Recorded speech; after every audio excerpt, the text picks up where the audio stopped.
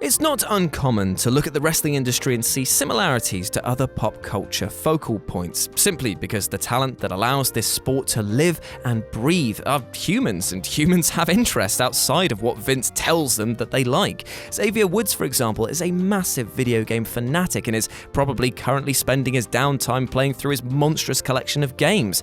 But others have also registered with audiences the world over their love of all things video game related. And as I too love mixing my passions of pro wrestling and anything pro gaming, it seemed like the perfect time to take a look at times that video games have bled into the oiled up spectacle that we know as professional wrestling.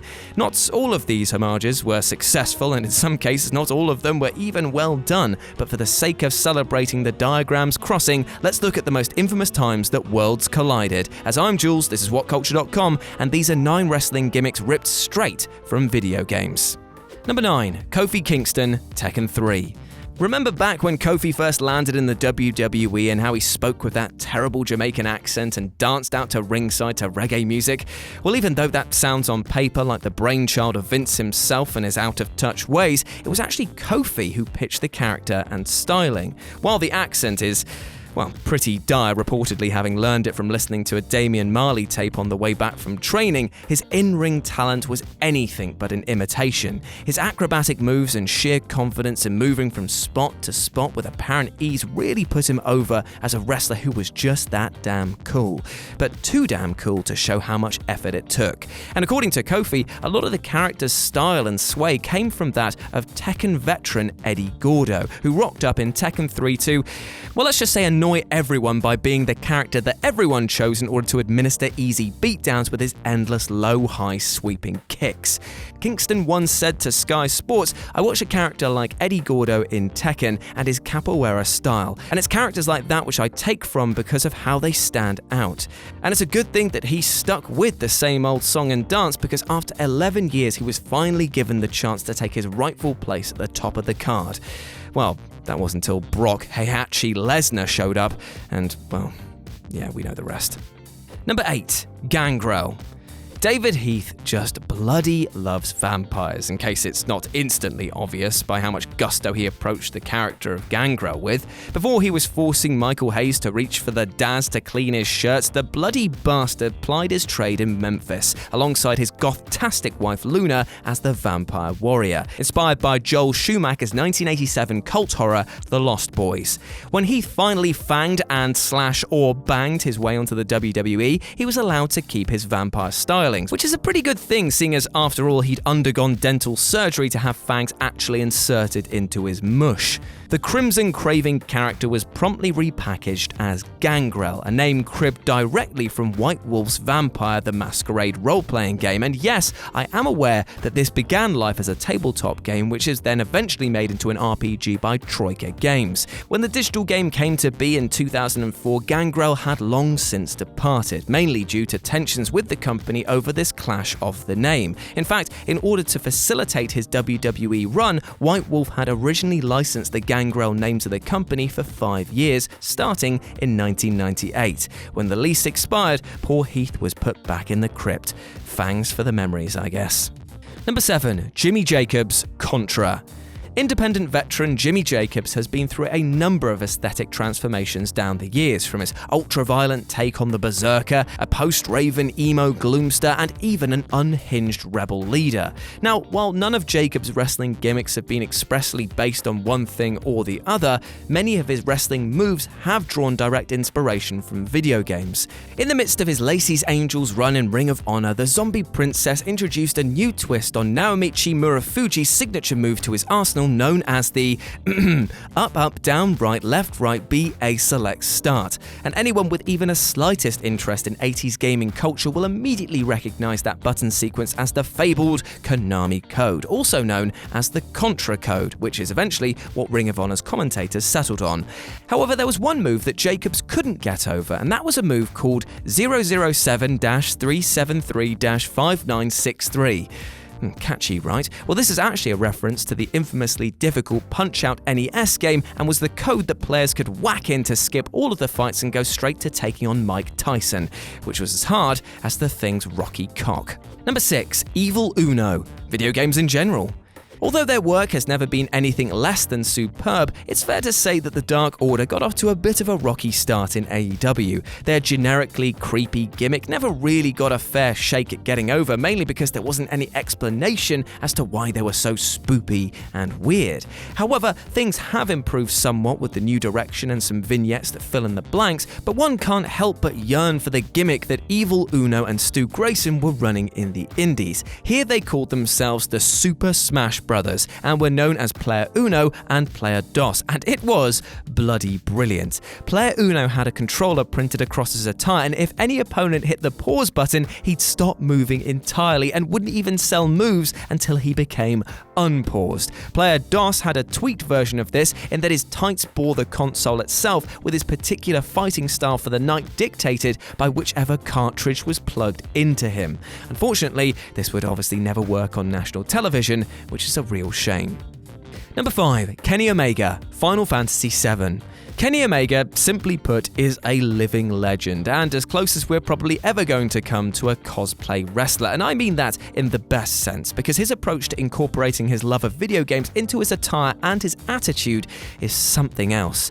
The best bout machine is rarely shy about which games he's representing, and his entrances have often become spectacles of sprites and pixels. In the past, he's paid homage to Mega Man, Destiny 2's Osiris, and most recently, Undertale's Sans. Omega's main joint, however, is Final Fantasy VII. Indeed, virtually the cleaner's entire gimmick is loosely based on Square Enix's groundbreaking JRPG. From his entrance and one-winged angel finisher, which is lifted directly from the game's antagonist Sephiroth, or Sephiroth if you want to get anal about it, to his very name itself, Kenny Omega is taken from the game's Omega weapon. And he's quite right to love this game, as it's a bloody masterpiece. Here's hoping that he likes the remake just as much. Number 4. Glacier, Mortal Kombat. Oh dear, there's paying respect to video games and then there's straight up stealing from them. Hello Glacier, yes, we see you.